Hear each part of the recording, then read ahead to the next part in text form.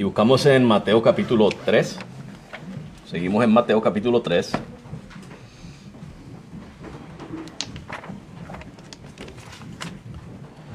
Vamos a leer de los versículos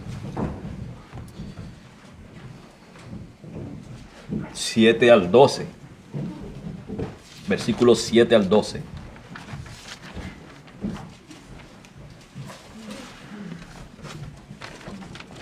Aleluya, gloria a Dios.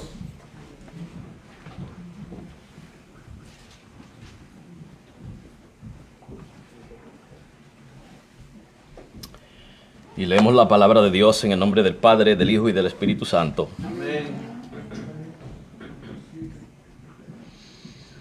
Mateo 3, 7 al 12. Al ver él, estamos hablando aquí de Juan el Bautista, al ver él que muchos de los fariseos y de los saduceos venían a su bautismo, les decía: generación de víboras, ¿quién nos enseñó a huir de la ira venidera?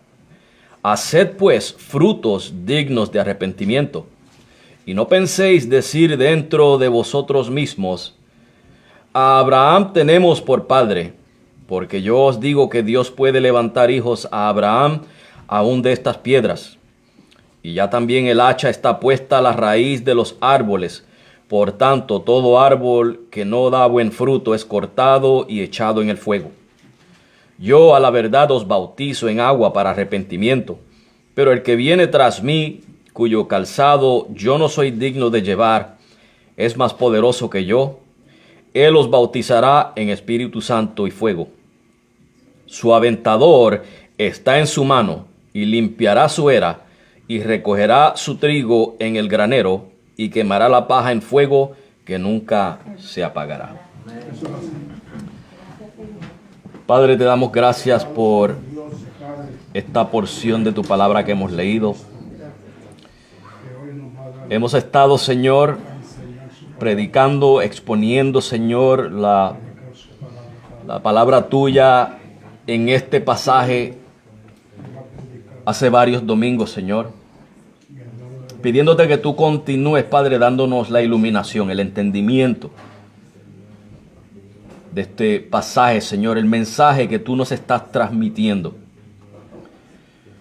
Señor, que tu Espíritu ilumine cada corazón y que según la necesidad de cada vida, Señor, cada uno de nosotros podamos aplicar, Padre, los principios, Señor, las enseñanzas, el mensaje tuyo a nuestras vidas según la necesidad, con la ayuda de tu Espíritu, Señor. Que sea tu Espíritu el que nos vaya transformando, Señor, renovando nuestras mentes, Dios mío. Que nuestro caminar en la santificación vaya progresando cada día, Dios mío.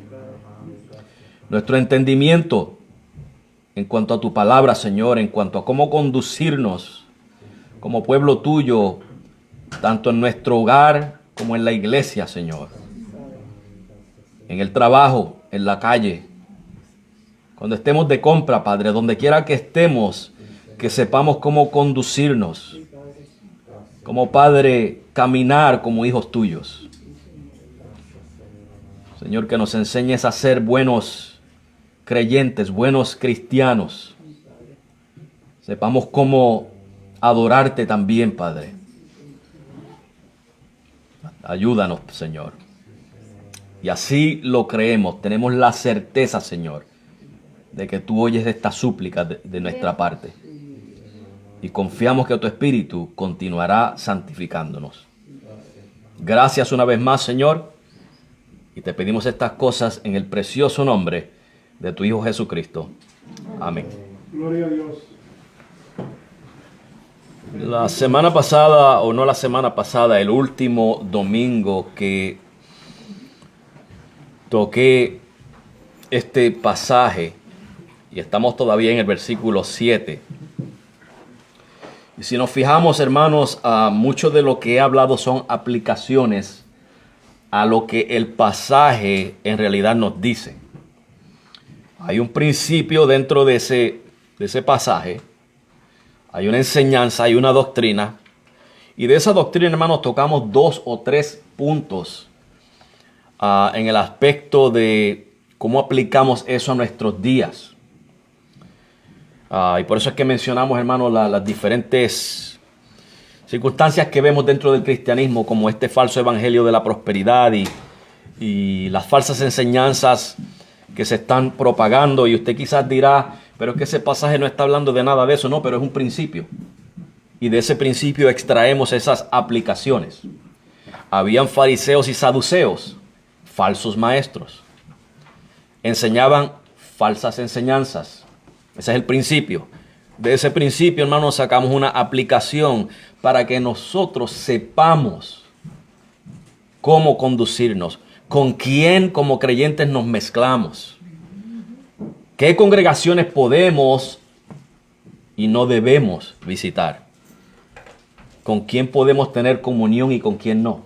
Son principios que salen aplicaciones de una enseñanza, de un principio que hay en las Escrituras. Y para repasar, hermanos, la semana, no la pasada, la anterior, vimos que Juan el Bautista hace la pregunta: ¿quién os enseñó a huir de la ira venidera? Le dice él, o le pregunta él a los fariseos y los saduceos. Y vimos que la idea, hermanos, él le había llamado a ellos víboras, generación de víboras. La idea es que la víbora huye por su vida. Especialmente es muy posible que la idea sea aquí el fuego. Cuando hay un incendio, un fuego, las víboras huyen del fuego. Y eso lo vemos en Hechos 28, cuando Pablo recoge una leña para avivar el fuego. Y al echar la leña, una víbora sale de la leña y lo muerde en la mano. Y claro, sabemos que Dios lo guardó de eso, porque esa fue una de las promesas que Dios le hizo a los apóstoles. No a usted y a mí, no se confunda ahí, eso era para los apóstoles. Porque hay unos por ahí que toman eso y se van a coger víboras allá en unas iglesias en el sur, basado en ese principio. Eso no es para ellos, eso era para los apóstoles. Tomarán serpientes de sus manos y no les pasará nada, no les harán daño. ¿Okay? Eso era para ellos, no para nosotros. Y tampoco era que iban a buscar serpientes para cogerlas. Eran cosas como lo que le sucedió a Pablo, ¿verdad? Que el Señor los iba a guardar de esos peligros. Y la intención de Juan aquí, hermanos, era dejarles, hacerle a ellos una pregunta. Lo que quiere decirle él con esto a ellos es: ¿ustedes vienen aquí a arrepentirse o vienen de curiosos? Es lo que le está preguntando Juan, porque él sabía que no venían con buenas intenciones. ¿Okay? Y yo les dije a ustedes hace 2 domingos que hicieran nota de esto, que la ira, hermanos, viene siendo como el fuego para la víbora. ¿Okay? Hagan nota de eso, ira y fuego. Y de igual manera, hermanos, hoy día hay curiosos que van a las iglesias solamente por curiosos.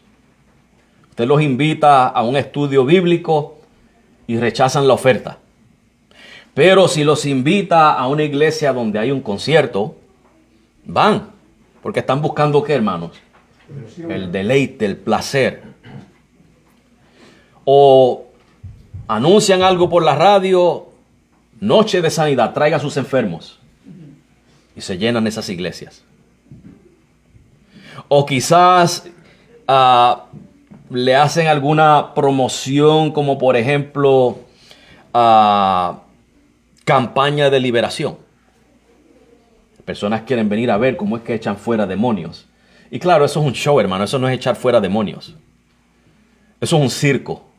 Había visto un comentario, un meme de esos que ponen en Facebook, que dice: entrégale la Biblia a un payaso y convertirá la iglesia en un circo.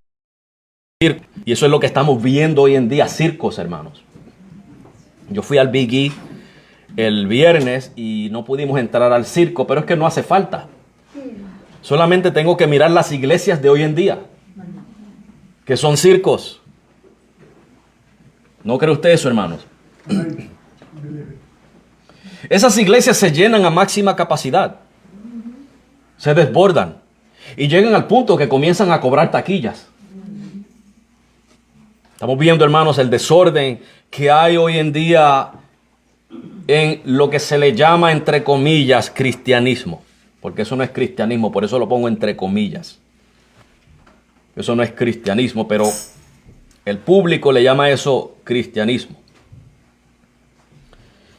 Vimos también, hermanos, que los fariseos y los saduceos, por implicación, no lo dice ahí explícitamente, pero está contenido ahí implícitamente, que lo que ellos estaban haciendo al rechazar el mensaje de arrepentimiento era tratar a Dios de mentiroso.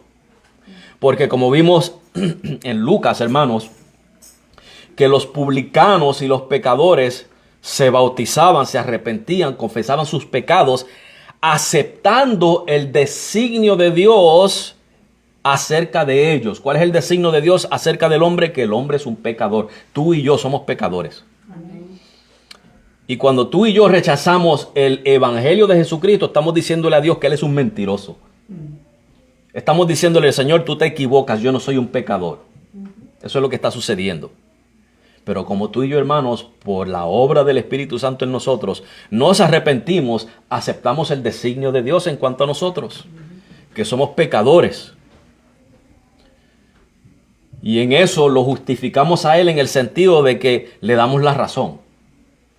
Pero al ellos rechazar el mensaje del arrepentimiento, el evangelio de Jesucristo, estaban básicamente diciéndole a Dios que estaba equivocado.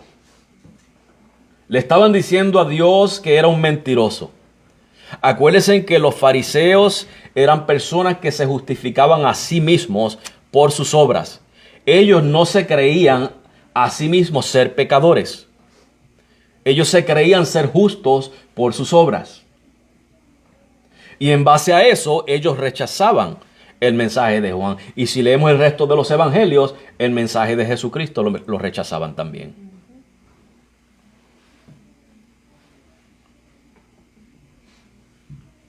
Ellos no estaban de acuerdo con Dios. Y terminamos, hermanos, esa parte exhortando que si usted entra en una de esas iglesias, yo no creo que ustedes visiten esas iglesias, pero si lo hacen, la exhortación es que huya de ellas. Porque ahí no va a encontrar la verdad. Va a encontrar la verdad mezclada con la mentira, con la herejía, sí, pero eso no lo hace bueno. Porque si yo le hago a usted un bizcocho de cumpleaños, pero se lo lleno de veneno y se lo cubro bien bonito con la decoración, el hecho de que esté bien decorado, ¿significa que no le va a hacer daño? Siempre le va a hacer daño. Y un evangelio corrompido, un evangelio contaminado, adulterado, envenenado. Acuérdense que estos son víboras y la víbora envenena. Un evangelio envenenado no es un evangelio. No es el evangelio de Jesucristo. No salva, no te lleva a la verdad, no te va a llevar al cielo. Solamente el evangelio de Jesucristo. Que tú y yo somos pecadores, pero Cristo murió por ti y por mí. Y cuando creemos y confiamos en Cristo como persona y en su obra redentora, somos perdonados, redimidos, justificados, santificados y seremos glorificados. Amén. Gloria a Dios. Es el evangelio de Jesucristo.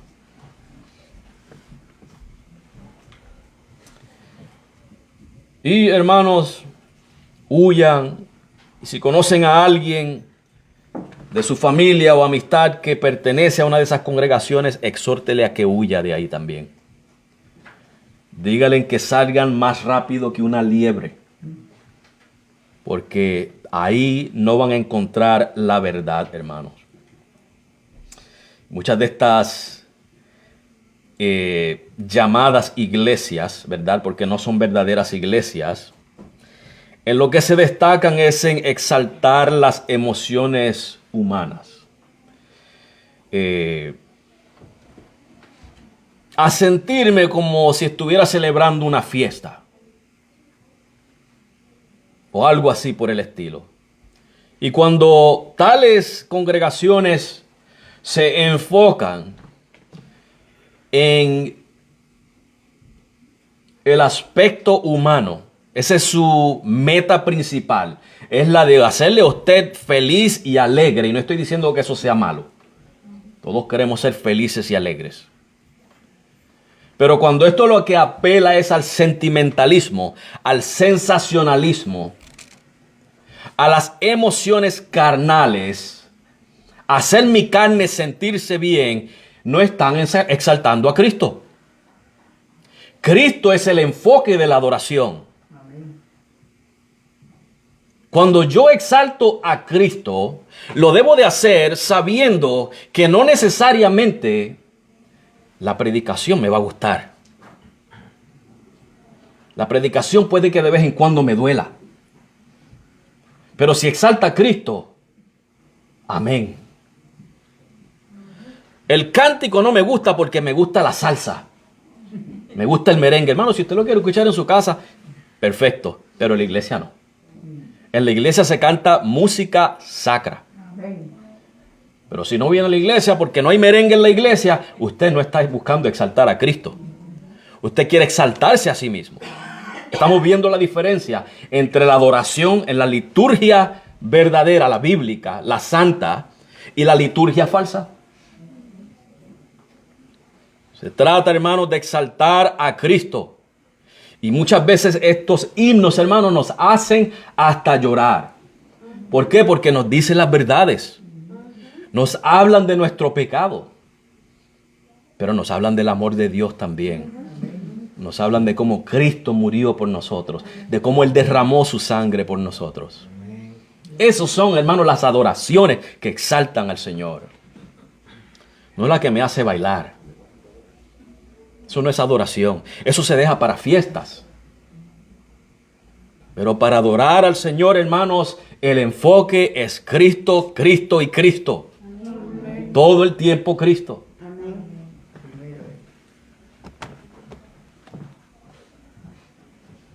Y pasamos al versículo 8.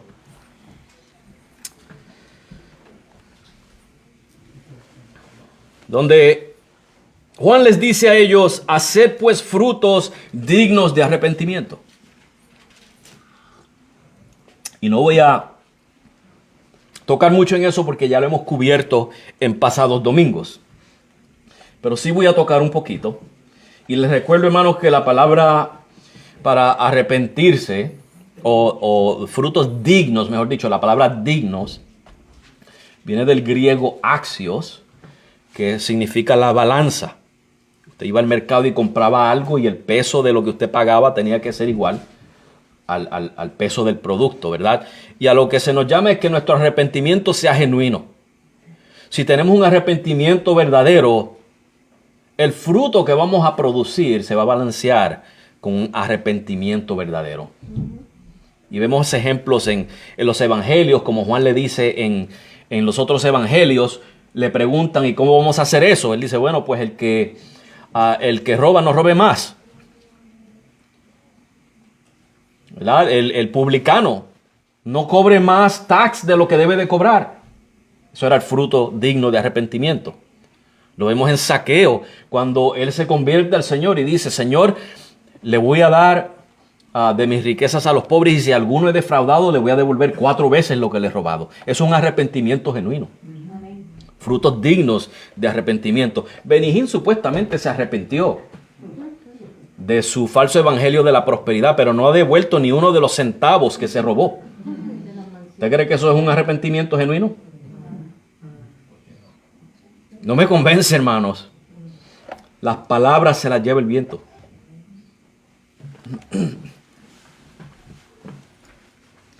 Y dado que estos varones, los fariseos y los saduceos, hermanos, no venían con la intención de arrepentirse, entonces ellos estaban buscando algún otro beneficio. ¿verdad? Y es como les había dicho a ustedes, hermanos, que muchos curiosos van a las iglesias esperando ver un espectáculo. Algo que les entretenga. Y déjenme decirle, hermanos, que en esto del arrepentimiento, un corazón regenerado resultará en una vida transformada. Usted y yo podemos entrar a uno de estos lugares y salimos felices y alegres, nos entretuvieron, nos dieron un espectáculo, pero si no hubo un cambio en nuestro corazón, de nada nos sirvió. Un corazón regenerado resulta en una vida transformada. Una vida transformada se refleja en un caminar que progresivamente refleja la santificación obrada en nosotros por el Espíritu Santo. El arrepentimiento diario del creyente, hermano, es paralelo a la santificación. Usted y yo un día nos tuvimos que arrepentir como pecadores para ser salvos. Pero como creyentes, a diario tenemos que arrepentirnos. Eso es paralelo con nuestro caminar santo. Nuestra santificación envuelve, hermanos, cada día nosotros arrepentirnos. No para salvación, sino como resultado de nuestro crecimiento en la santificación. Me explico. El mensaje de la palabra llega a su corazón, el Espíritu Santo lo usa para transformar su vida. Ahora usted comienza a pensar diferente y si piensa diferente, habla diferente. No solamente habla diferente, actúa diferente. Vive diferente. Eso es un arrepentimiento. Está dejando, hermano, su vieja manera de vivir y viviendo como nueva criatura en Cristo. Hermanos, tenemos que practicar el arrepentimiento a diario. Hay que practicarlo.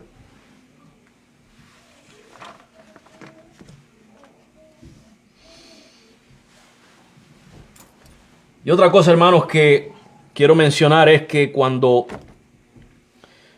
vemos la falsa religión de hoy en día, que busca, hermanos, es humanista, porque lo que busca es darle al hombre el placer, el deleite, la razón.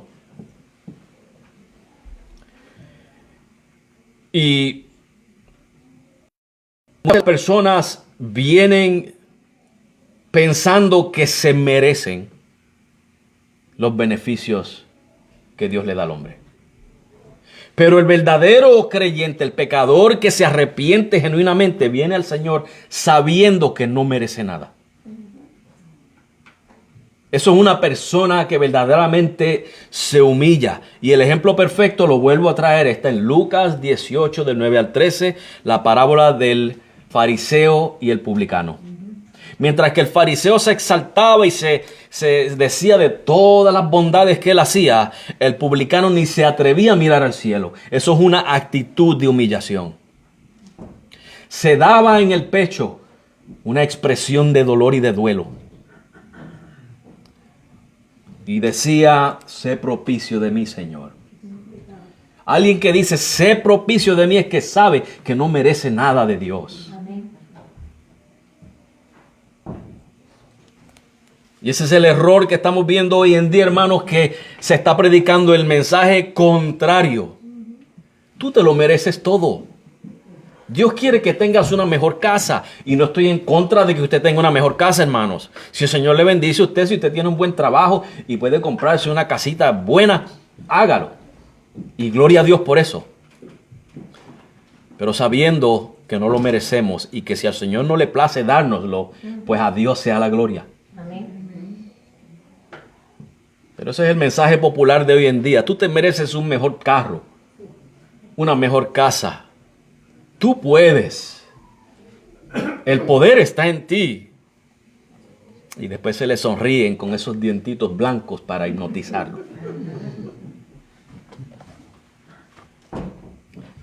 Un ejemplo perfecto, hermanos, de esto de las personas que vienen buscando algo por interés y no por buscar al Señor es cuando el noviecito viene a la iglesia, no es convertido, pero viene por la noviecita. Y si la noviecita con el tiempo le dice que no lo quiere, no lo volvemos a ver. Es un ejemplo perfecto para esto, ¿verdad? Hermanos, el cristiano ha de esperar problemas y aflicciones. Cuando usted y yo venimos a Cristo, hermanos, las aflicciones van a continuar. Y puede que hasta aumenten. Pero ahí va a estar el Señor fortaleciéndonos también.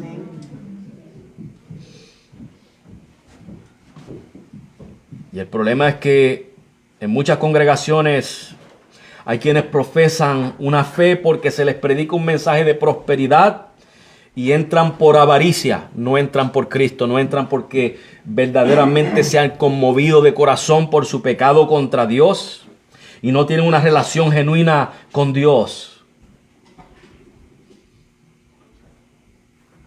Y de aquí, hermanos, quiero pasar a los que van para recibir una nueva unción.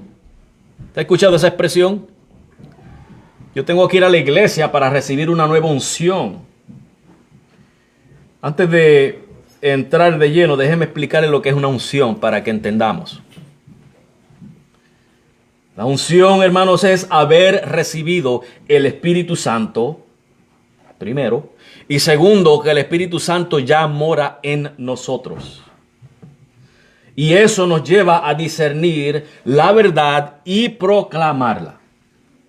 Eso es unción, ¿ok? Y ahorita vamos a ver qué es lo que otros entienden por unción. Y nos lleva también a rechazar el error, a rechazar la herejía, la falsa doctrina.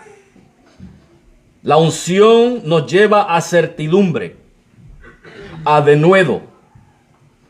Y escuchen bien esto, no es un sentimiento ni es una emoción, que son cosas percibidas por el cuerpo físico, por la carne. La unción es espiritual. Y el apóstol Juan nos deja saber,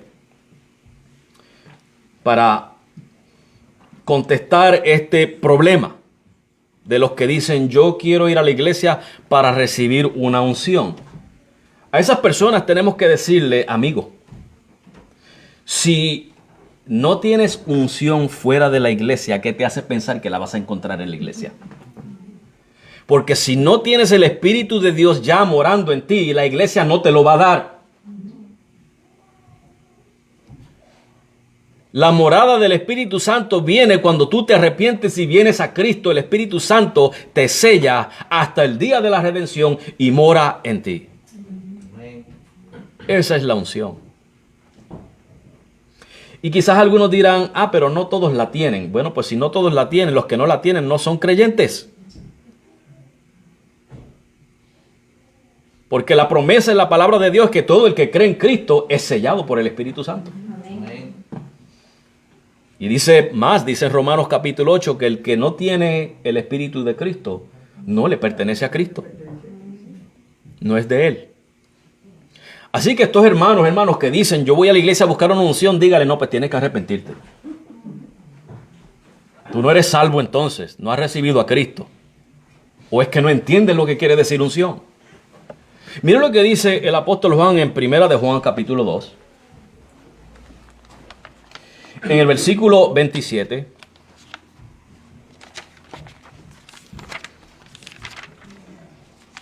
apóstol Juan nos explica, pero la unción que vosotros recibisteis de Él permanece en vosotros y no tenéis necesidad de que nadie os enseñe.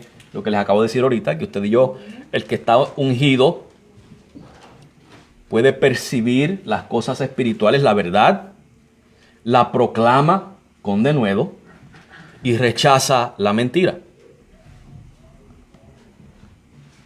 Así como la unción misma os enseña todas las cosas, vemos, y es verdadera y no es mentira, según ella os ha enseñado, permaneced en él. Pero notemos, hermanos, lo que yo quiero resaltar aquí es, pero la unción que, ¿quién dice ahí? Vosotros recibisteis. ¿Quién es vosotros ahí? Es un grupito específico, una élite, el magisterio, el pastor y los diáconos. ¿A quién se refiere vosotros ahí? Se refiere a todos. A todos. Porque ¿a quién le está escribiendo Juan esta carta? En el capítulo 1, versículo 4, Dice, estas cosas os escribimos para que vuestro gozo sea cumplido. ¿A quién le está dirigiendo la carta Juan? A vosotros. Para que el gozo de todos vosotros sea cumplido. El gozo no era solamente para el pastor y los diáconos o para los maestros. Es para toda la iglesia. Este mensaje es para toda la iglesia. Quiere decir que cuando él dice, vosotros tenéis la unción, está hablando de vosotros, tú y yo. No es el pastor solamente y los diáconos y los maestros, es toda la iglesia. Toda la iglesia.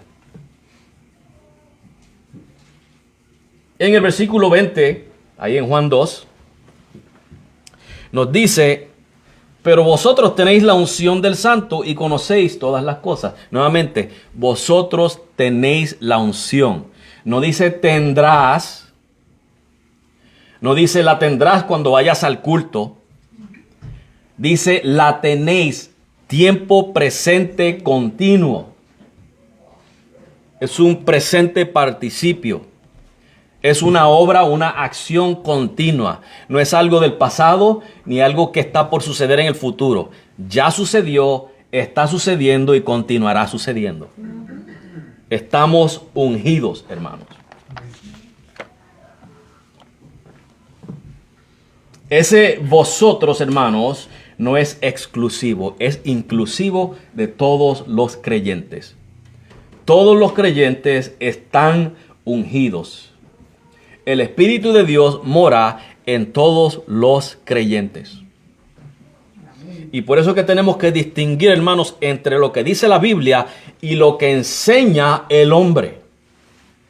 El hombre basa la unción en que bajó la gloria de Dios. Ese culto estuvo tremendo anoche. Y mi esposa estaba escuchando en la radio esta semana que alguien llamó a la emisora y le dijo al pastor de la emisora, pastor, ese culto estuvo tremendo, estuvo la gloria de Dios. No me acuerdo de qué se trataba el mensaje, pero estuvo tremendo. Lo más importante Esa es la unción para ellos. Emocionalismo, sentimentalismo, sensacionalismo. Pero dígame usted si Juan está hablando de eso, hermanos. Él está hablando de tener el Espíritu de Dios y los beneficios de tener el Espíritu de Dios, que es conocer la palabra de Dios, recibirla. Discernir entre el error y la verdad, entre la mentira y la verdad, proclamar la verdad. Resultados de la unción son esos. Usted no tiene que venir a la iglesia para recibir la unción. Si no la tiene en su casa, aquí no la va a recibir tampoco. Usted tiene que arrepentirse, tiene que convertirse, tiene que aceptar a Jesucristo. Y una vez que hace eso, no solamente la tiene aquí, la tiene en su casa, la tiene en su trabajo, la tiene donde quiera que usted vaya. Esa es la unción que nos habla la palabra de Dios. Otra cosa es el avivamiento, hermanos. Mucha gente cree que el avivamiento es algo que está ligado a las percepciones carnales del cuerpo. O sea, creen que emocionarse y darse al emocionalismo es un avivamiento. Entran aquí, nosotros cantamos himnos mayormente y dicen esa iglesia está muerta. ¿Pero a qué es lo que se refieren ellos con muertos? Que no apelamos a sus emociones. No los excitamos. No los llevamos a una experiencia frenética. A una histeria emocional. Porque ese no es el culto al Señor. El culto al Señor es solemne y ordenado.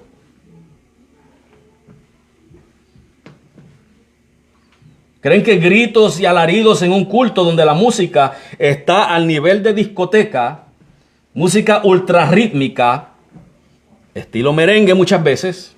Escuchen la radio para que vea los cultos que se dan en esos lugares. Estilo quebraditas. ¿Creen que eso es un avivamiento? Eso es lo que ellos creen. Sí. Luego dicen que así es que hay que alabar a Dios porque Dios habita en medio de la alabanza. Como si a Dios hay que traerlo con música y gritos. Y eso son creencias paganas, hermanos. Eso viene del paganismo, la religión animista del África.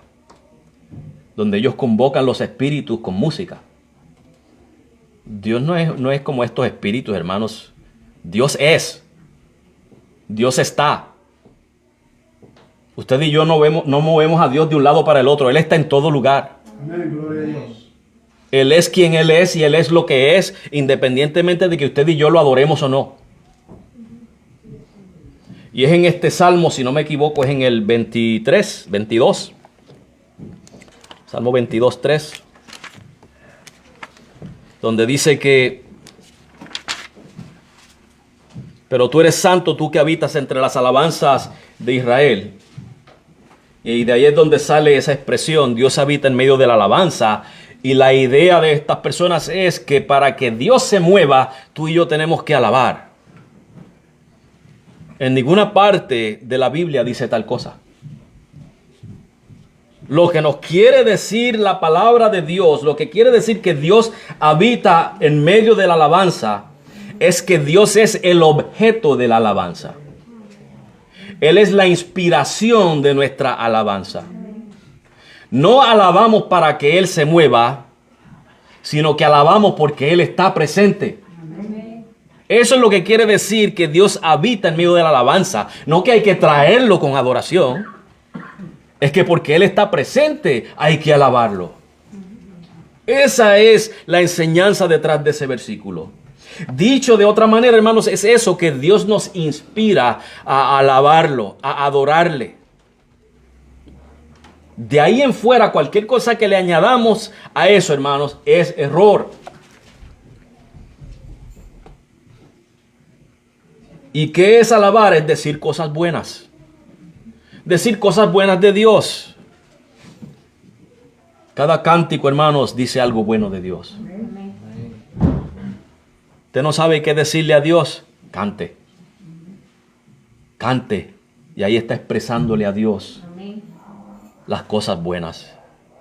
Y déjeme darle un ejemplo para que entendamos, hermanos, que a Dios usted no lo mueve, ni yo tampoco. Dios es soberano. Y los salmos dicen que Él hace lo que a Él le parece en el cielo y en la tierra. Lo que Él quiere, Él lo hace en el cielo y en la tierra. Si usted, hermano, es una persona muy admirada en la escuela o en su trabajo, donde sea, y las personas hablan bien de usted, aunque usted no lo sepa, usted está en medio de esa alabanza. ¿En qué sentido? En que lo que sale de la boca de ellos es el hablar bien de usted. Eso es lo que quiere decir el Salmo. No quiere decir que usted mueve a Dios y que la gloria de Dios baja cuando usted hace esto y aquello y brinca y se cae y hace tales cosas. Entonces estamos adorando a un Dios pagano, si ese es el caso. Hermanos, Dios es.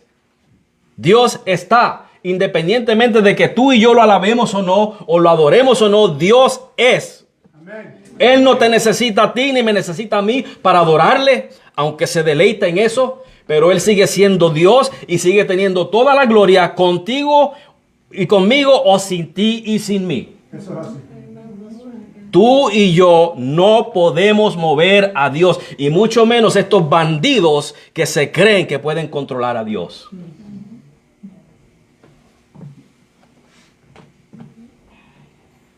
¿Qué es un avivamiento? La Biblia nos enseña lo que es un avivamiento. Aquí mismo en Mateo capítulo 3.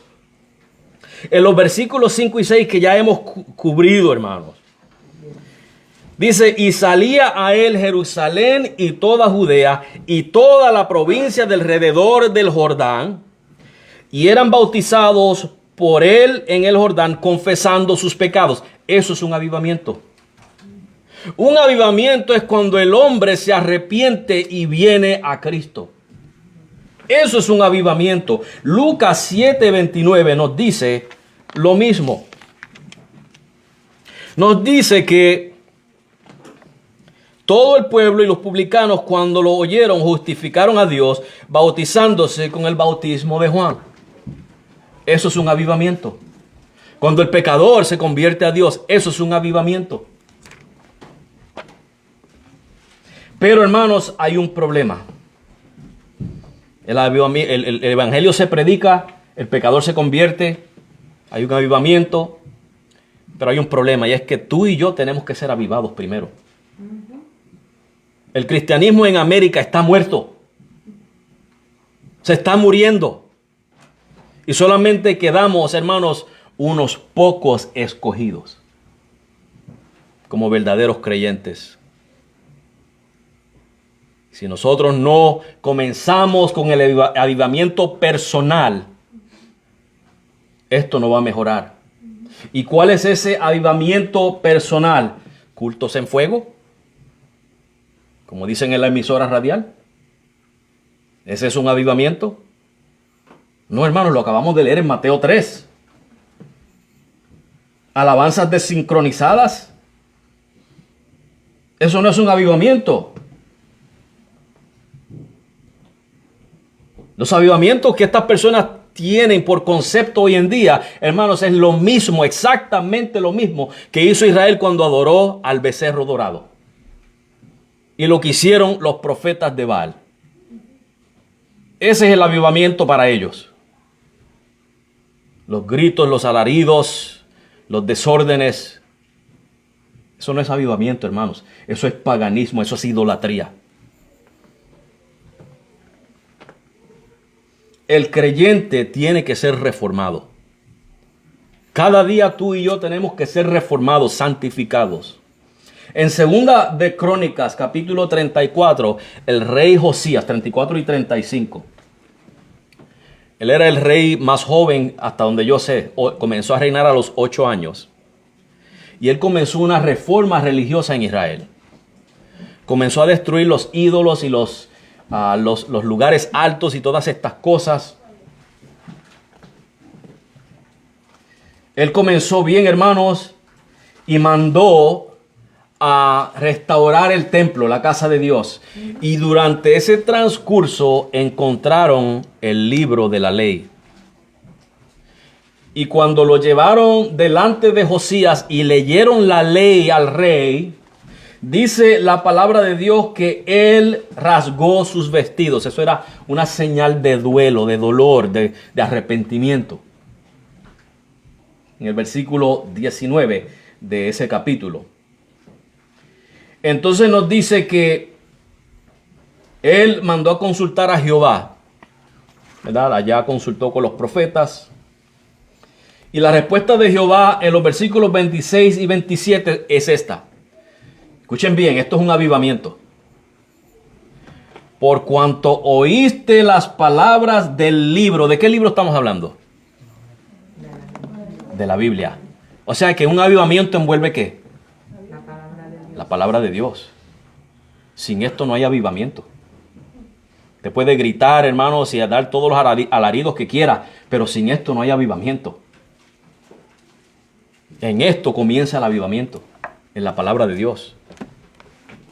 Por cuanto oíste las palabras del libro, escuchen bien, y tu corazón se conmovió y te humillaste. Eso es un avivamiento. Un avivamiento envuelve oír la palabra de Dios, pero en congregaciones donde no se predica la palabra de Dios sin alterarla, nunca va a haber un avivamiento. Nunca lo va a haber. Requiere, hermanos, la predicación de la palabra de Dios, escuchar la palabra de Dios, y ella es la que nos alumbra y nos revela áreas en nuestras vidas que necesitan cambiar. Lo segundo es que tenemos que prestar atención a la palabra de Dios. Y cuando hacemos eso, la consecuencia es que nos conmovemos de corazón. Eso es un avivamiento. Un cristiano que no crece, hermano, que está estancado en las mismas faltas, las mismas deficiencias, la misma inmadurez, en los rudimentos, en prácticas que no van conforme a las Escrituras, debe de llegar a un punto, hermanos, en su vida en el cual pueda oír la palabra de Dios una y otra vez y ponerle atención para que su corazón se conmueva. Porque nada aparte de la palabra de Dios puede conmover nuestros corazones.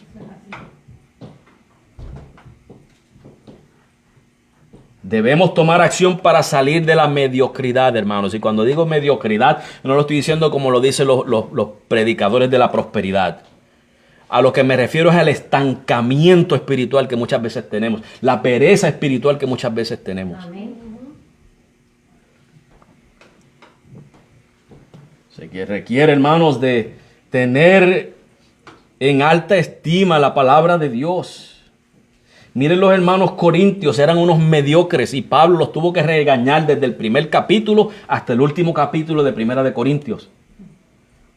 Por esa mediocridad, porque no crecían, no había un avivamiento en ellos. Eran creyentes, eran justos, Dios los había justificado, los había santificado, pero se quedaron como niños pequeños.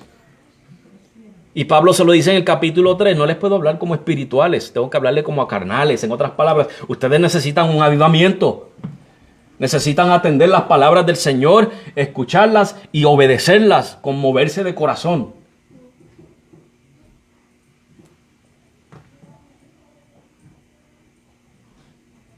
Pablo, hermanos, la carta de Corintios, la primera carta es un regaño de principio a fin. Déjame preguntarte, ¿te sientes regañado a veces?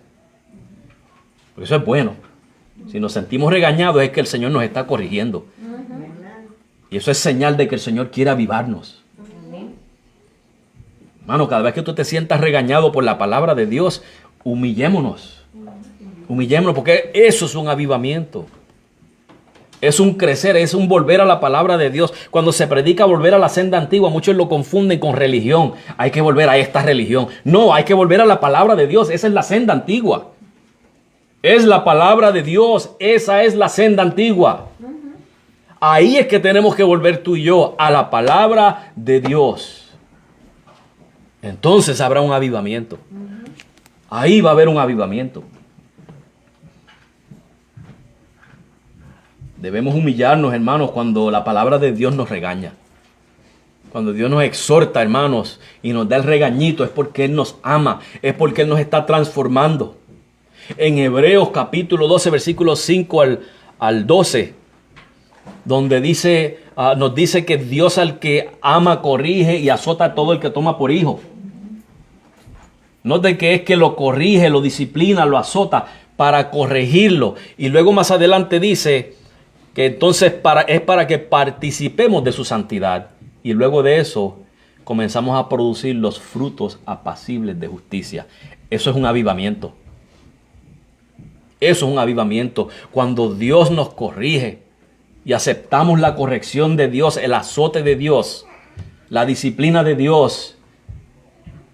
Y entonces comenzamos a producir esos frutos que Él busca en nosotros. Eso es un avivamiento, hermanos.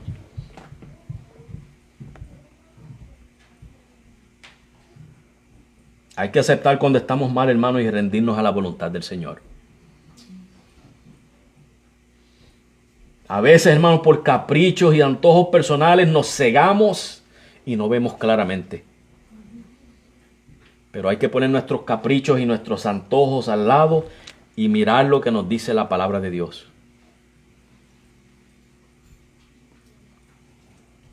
Por eso es que muchas veces nos estancamos, hermanos, en un patrón de conducta. No pensamos, hermanos, correctamente. Hermano, usted quiere agradar a Dios. Humillémonos. Humillémonos a lo que dice la palabra de Dios. A veces pensamos que estamos maduros espiritualmente, pero en realidad quizás no. Humillémonos, hermanos. Humillémonos delante del Señor. En resumen, esto que acabo de decir, hermanos, un avivamiento es volver a la palabra de Dios. Ella, o sea, la palabra de Dios debe de influenciar todos los aspectos de nuestra vida. Todos, escuche bien, todos, no son algunos, son todos. Personal, ¿cómo soy yo como persona? Familiar, ¿cómo soy yo con mi familia? Comunitario, ¿cómo soy yo en la comunidad? ¿Qué dicen los vecinos de mí? Dicen que yo soy un hipócrita, que me visto bien los domingos y llevo una Biblia debajo del brazo, pero soy una persona que vive una vida, una doble vida. O sea, en el aspecto comunitario, hermanos, los deberes civiles. Somos buenos ciudadanos, hermanos, que obedecemos las leyes terrenales. En los negocios. ¿Cómo estamos en nuestros negocios, en nuestros trabajos? ¿Cuál es la ética que tenemos en nuestro trabajo? ¿Hablan bien de nosotros? Y cuando hablan mal, ¿tienen razón? Interpersonales, hermanos, entre uno y el otro. En lo eclesiástico, nuestra vida eclesiástica. ¿Estamos creciendo eclesiásticamente como iglesia? No estoy hablando en números, sino en calidad. ¿Estoy sirviendo al Señor mejor? ¿Estoy sirviendo a mis hermanos mejor? Y sobre todo eso que he mencionado, nuestra comunión con Dios. Cuando hay cambios en nuestras vidas, en todos esos aspectos, pero sobre todo en nuestra comunión con Dios, eso es un avivamiento. Y eso lo produce el Espíritu de Dios a través de su palabra, obrando en nuestros corazones.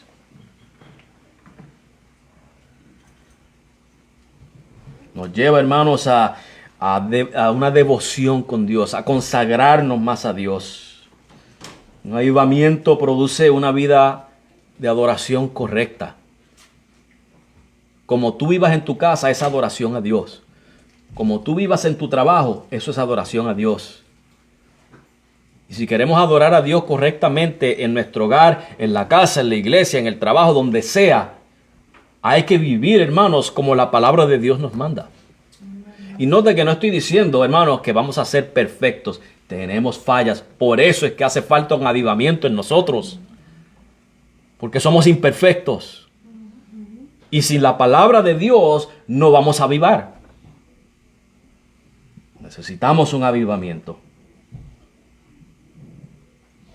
En la iglesia, hermanos, una adoración correcta se manifiesta en un anhelo por dedicar tus dones y tus talentos al Señor.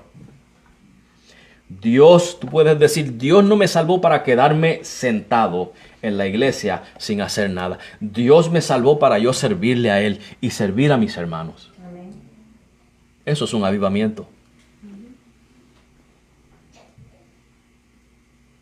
¿Qué no es un avivamiento? Todo lo que mencioné ahorita, hermanos.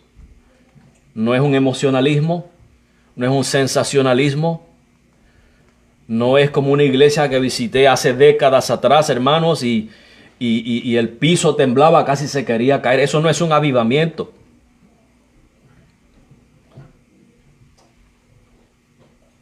Es una continua transformación de nuestras vidas. Eso es un avivamiento.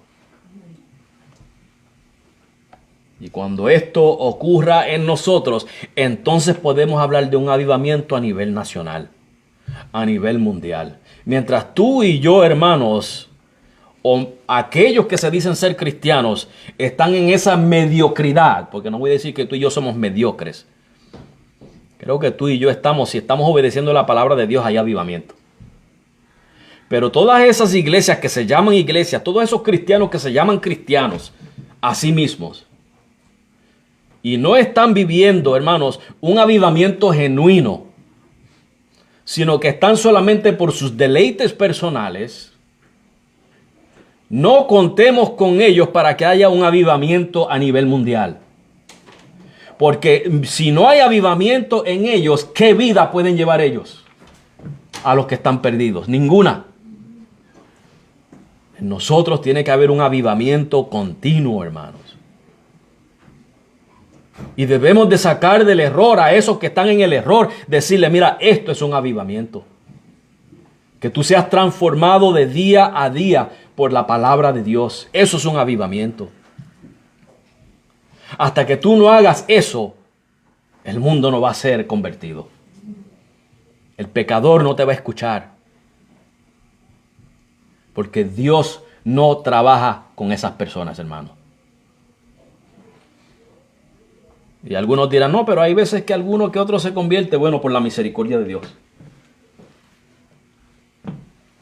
Yo escuché una vez de un borracho que le predicó el evangelio a alguien y se convirtió. Que si es verdad o no esa anécdota, no lo sé. Pero hermanos, para Dios no es un impedimento que un borracho haya dicho la verdad. Y si la verdad, si dijo Cristo murió por tus pecados, porque tú eres un pecador y la persona se conmovió de corazón y aceptó ese mensaje y se convirtió, eso es obra del Espíritu Santo, no del borracho. Eso lo hace Dios. Hasta el diablo muchas veces dice cosas que son correctas, hermanos. Un mentiroso que diga, mira, hay un fuego en ese edificio, simplemente porque es un mentiroso, no lo voy a dudar, voy a chequear y se está quemando el edificio, es la verdad. El mensaje no tiene impedimento, hermanos. Pero ese no es el patrón. No estoy diciendo que ese es el patrón tampoco. Eso sería una rareza, hermano. Eso sería extremadamente raro. Porque Dios, hermanos, no va a usar eso como un pretexto para que ahora usted y yo vivamos como nos parece, porque el Señor nos va a usar de esa manera. No, el Señor lo que va a hacer es disciplinarnos. Cuando comenzamos a vivir una vida que no sigue el patrón de la palabra de Dios, hermanos, Dios nos tiene que disciplinar. Nos tiene que corregir. Así que, hermanos, tú y yo necesitamos un avivamiento, pero acuérdate que es avivamiento de acuerdo a la palabra de Dios. ¿Comienza con qué? Con la palabra de Dios. ¿Y qué sucede luego? Nos conmovemos de corazón. Y cuando nos conmovemos de corazón, ¿qué sucede? Nos humillamos.